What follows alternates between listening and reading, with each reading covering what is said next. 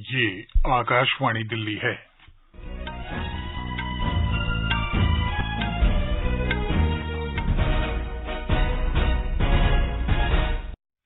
मुख्य समाचार।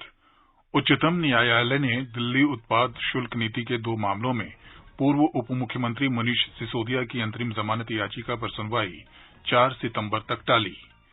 हरियाणा में नूंह जिले में हिंसा के सिलसिले में 202 लोगों को गिरफ्तार और 80 लोगों को हिरासत में लिया गया है। अब तक 102 एफआईआर दर्ज की जा चुकी है। केंद्रीय कृषि और किसान कल्याण मंत्री नरेंद्र सिंह तोमर ने कहा है कि सरकार का लक्ष्य चालू मौसम में पराली जलाने को पूरी तरह से खत्म करना है। सीबीआई के 40 अधिकारियों और कर्मचारियों को सराहनीय सेवा के लिए पुलिस पदक प्रदान किए गए। मौसम विभाग ने अगले 3 से 4 दिनों में दिल्ली, हरियाणा और पंजाब सहित उत्तर पश्चिम भारत में तेज बारिश का अनुमान व्यक्त किया है। प्रादेशिक समाचार के साथ मैं धर्मेंद्र मणि राजेश।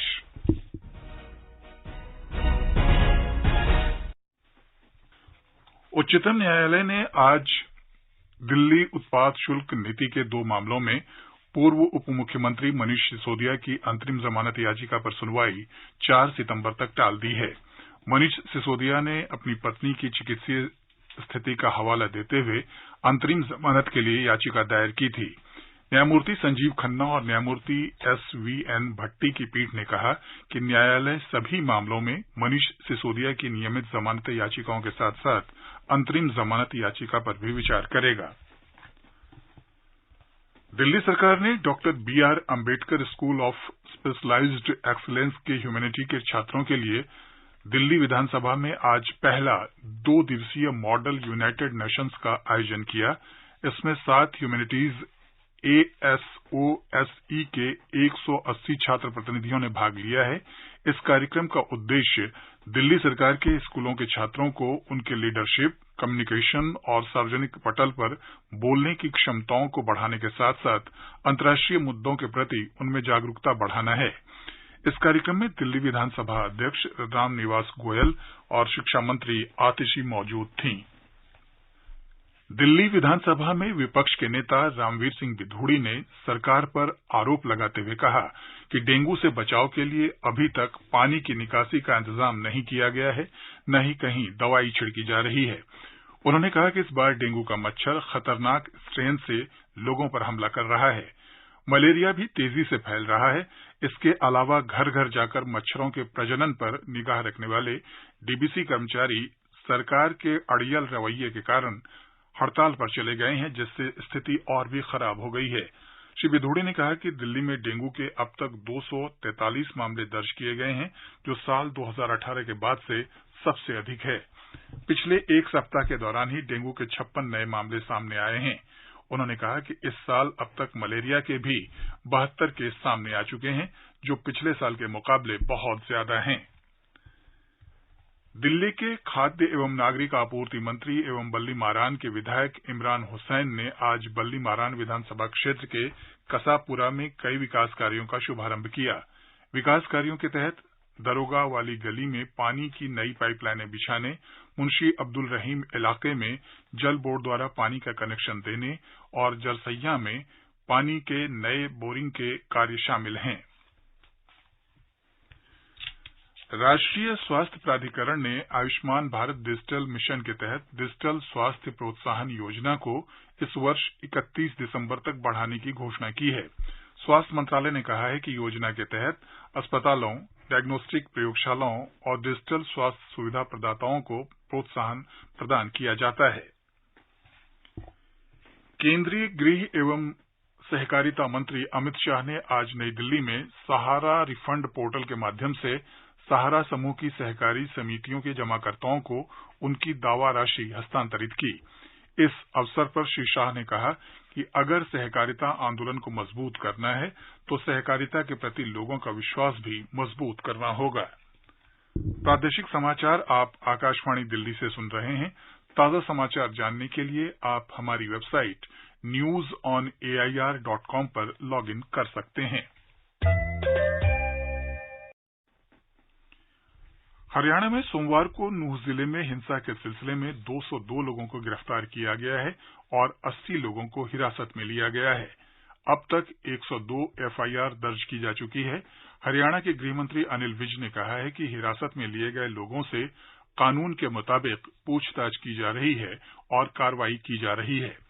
उन्होंने बताया कि नूंह, फरीदाबाद और गुरुग्राम के उपायुक्तों को शुक्रवार की नमाज के दौरान पर्याप्त सुरक्षा व्यवस्था सुनिश्चित करने का निर्देश दिया गया है। श्री विज ने कहा कि सोशल मीडिया की निगरानी और स्कैनिंग के लिए गृह विभाग के विशेष सचिव की अध्यक्षता में एक समिति का गठन किया गया है। उन्होंने कहा कि सोशल मीडिया पर भड़काने वाले पोस्ट करने वालों के खिलाफ कार्रवाई की जाएगी। एक रिपोर्ट। हरियाणा सरकार ने नूंह के पुलिस अधीक्षक वरुण सिंगला का तबादला भिवानी कर दिया है। उनके स्थान पर नरेंद्र सिंह को नूंह का नया पुलिस अधीक्षक नियुक्त किया गया है। राज्य में शांति और सौहार्द बनाए रखने के लिए हरियाणा सरकार ने विशेष गृह सचिव की अध्यक्षता में एक समिति गठित करने का भी फैसला किया है। ये समिति सोशल मीडिया पर भड़काऊ सामग्रियां डाले जाने वालों पर नजर रखेगी और इसके रोकथाम के उपाय करेगी। पुलिस अधीक्षक गुप्तचर ब्यूरो और सूचना प्रौद्योगिकी विभाग के उप सचिव सहित गृह विभाग के अपर मुख्य सचिव कार्यालय के एक अधिकारी इस समिति के सदस्य होंगे। समाचार कक्ष से प्रियंका अरोड़ा।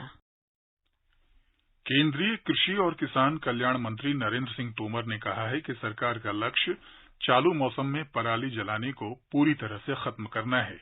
वे आज नई दिल्ली में पराली जलाने पर रोक के लिए आयोजित समीक्षा बैठक को संबोधित कर रहे थे। बैठक में पंजाब, हरियाणा, उत्तर प्रदेश और दिल्ली के कृषि मंत्रियों ने भाग लिया। श्री तोमर ने कहा कि सभी हितधारकों के प्रयासों से पराली जलाने की घटनाओं में कमी आ रही है। उच्चतम न्यायालय ने भारतीय पुरातत्व सर्वेक्षण द्वारा वाराणसी में ज्ञानवापी परिसर में सर्वेक्षण पर रोक लगाने से आज इनकार कर दिया। न्यायालय ने भारतीय पुरातत्व सर्वेक्षण की ओर से वचन पत्र लिया कि स्थल पर कोई खुदाई नहीं की जाएगी और ढांचे को कोई नुकसान नहीं होगा। इसके बाद सर्वेक्षण की अनुमति दे दी गई। उच्चतम न्यायालय ने भारतीय पुरातत्व सर्वेक्षण को अनुमति दिए जाने के इलाहाबाद उच्च न्यायालय के विरुद्ध दायर अंजुमन इंतजामिया मस्जिद समिति की याचिका खारिज कर दी। दिल्ली प्रदेश कांग्रेस कमेटी के अध्यक्ष अनिल कुमार के नेतृत्व में हजारों कांग्रेस कार्यकर्ताओं ने अखिल भारतीय कांग्रेस कमेटी कार्यालय पहुंचकर श्री राहुल गांधी की सुप्रीम कोर्ट द्वारा गुजरात हाईकोर्ट के आदेश पर रोक लगाने के बाद हुई जीत पर उन्हें बधाई दी। इससे पहले उच्चतम न्यायालय ने मोदी उपनाम वाली टिप्पणी पर 2019 के आपराधिक मानहानि मामले में कांग्रेस नेता राहुल गांधी की दोष सिद्धि पर अंतिम फैसला आने तक रोक लगा दी है। इस आदेश से श्री गांधी की संसद की सदस्यता बहाल होने का रास्ता साफ हो गया है। न्यायमूर्ति बीआर गवई ने कहा कि राहुल गांधी की दोष सिद्धि का असर बहुत व्यापक है, क्योंकि इससे उन मतदाताओं के अधिकार पर भी असर पड़ेगा जिन्होंने उन्हें चुना है। केंद्रीय कार्मिक और प्रशिक्षण विभाग की सचिव एस राधा चौहान ने आज सीबीआई के अधिकारियों और कर्मचारियों को सराहनीय सेवा के लिए पुलिस पदक प्रदान किया। इस कार्यक्रम का आयोजन सीबीआई के मुख्यालय में किया गया। इस अवसर पर श्रीमती चौहान ने पदक विजेताओं और उनके परिवारों को बधाई दी। केंद्र सरकार ने स्पष्ट किया है कि टैबलेट और लैपटॉप जैसे उपकरणों के आयात पर कोई प्रतिबंध नहीं लगाया गया है और इन्हें कंपनियों या व्यापारियों द्वारा वैध लाइसेंस प्राप्त करने के बाद आयात किया जा सकता है। कल विदेश व्यापार महानिदेशालय ने उपयोगकर्ताओं की सुरक्षा चिंताओं का हवाला देते हुए इस संबंध में एक अधिसूचना जारी की थी। सूत्रों ने बताया है कि महानिदेशालय ने एक पोर्टल तैयार किया है जिस पर कंपनियां और व्यापारी लाइसेंस प्राप्त करने के लिए ऑनलाइन आवेदन कर सकते हैं। राष्ट्रपति द्रौपदी मुर्मू कल नई दिल्ली में पुस्तकालय महोत्सव 2023 का उद्घाटन करेंगी। संस्कृति मंत्रालय द्वारा आयोजित 2 दिवसीय महोत्सव में विश्व के प्रतिष्ठित पुस्तकालयों के परिप्रेक्ष्य में भारत के पुस्तकालयों के आधुनिकीकरण और डिजिटलीकरण पर चर्चा होगी। इस दौरान देश भर के पुस्तकालयों के लिए एक विशेष रैंकिंग प्रणाली की भी शुरुआत की जाएगी। इससे पुस्तकालय क्षेत्र में उत्कृष्टता और नवाचार को बढ़ावा मिलेगा। महोत्सव के समापन समारोह में उपराष्ट्रपति जगदीप धनखड़ उपस्थित रहेंगे। प्रादेशिक समाचार आप आकाशवाणी दिल्ली से सुन रहे हैं। ताजा समाचार जानने के लिए आप हमारी वेबसाइट newsonair.com पर लॉगिन कर सकते हैं। भारतीय अंतरिक्ष अनुसंधान संगठन ने कहा है कि चंद्रयान-3 कल शाम 7 बजे चंद्रमा की कक्षा में प्रवेश करेगा। यह अंतरिक्ष यान चंद्रमा तक की लगभग 2/3 दूरी तय कर चुका है। इस यान के 23 अगस्त के आसपास चंद्रमा के दक्षिणी ध्रुव के पास उतरने की संभावना है। हमारे संवाददाता ने बताया है कि भारत चंद्रमा पर अपना यान उतारने वाला विश्व का चौथा देश होगा और चंद्रमा के दक्षिणी ध्रुव पर यान उतारने वाला पहला देश होगा। चंद्रयान-3 को 14 जुलाई को प्रक्षेपित किया गया था। चंद्र ग्रह को चक्कर लगाते हुए चंद्रयान-3 उपग्रह धीरे धीरे समीप पहुंचेगा। उसके बाद जब वह 100 किलोमीटर की दूरी पर चंद्रमा की चारों ओर घूमना शुरू करेगा, तब ऑर्बिटर से लैंडर और रोवर अलग हो जाएगा। लैंडर को धीरे से चंद्रमा के सतह पर उतारा जाएगा और उसमें से रोवर नीचे उतरकर सतह पर घूमेगा। कुल 40 दिनों की यात्रा करने के बाद लगभग अगस्त 23 तारीख को वो क्षण आएगा जब लैंडर चंद्रमा के दक्षिण ध्रुव के पास उतरेगा, जो एक बड़ा सवाल माना जाता है। ये संभव हुआ तो भारत विश्व का चौथा राष्ट्र होगा जिसने उपकरण को चंद्र ग्रह में उतारा हो। सुधींद्र, आकाशवाणी समाचार, बेंगलुरु। आकाशवाणी कल पंजाब में अटारी सीमा पर युवाओं के साथ एक रंगारंग देशभक्तिपूर्ण कार्यक्रम आयोजित करेगा। ये कार्यक्रम भारत की G20 अध्यक्षता के एक भाग के रूप में आयोजित किया गया है। कार्यक्रम शाम 4 बजे शुरू होगा। इस अवसर पर नेहा वत्स खंकरियाल अपने साथियों के साथ देशभक्ति गीत प्रस्तुत करेंगी। खालसा कॉलेज अमृतसर के छात्र वसुधैव कुटुंबकम का संदेश देते हुए गिद्धा और भांगड़ा प्रस्तुत करेंगे। मुख्य आकर्षण अटारी सीमा पर बीटिंग रिट्रीट समारोह होगा, जिसमें सीमा सुरक्षा बल के जवान भारत के गौरव और वीरता का प्रदर्शन करेंगे। आकाशवाणी द्वारा 8 अगस्त को हरियाणा के गुरुग्राम में द्रोणाचार्य इंजीनियरिंग कॉलेज में भी एक कार्यक्रम का आयोजन किया जाएगा।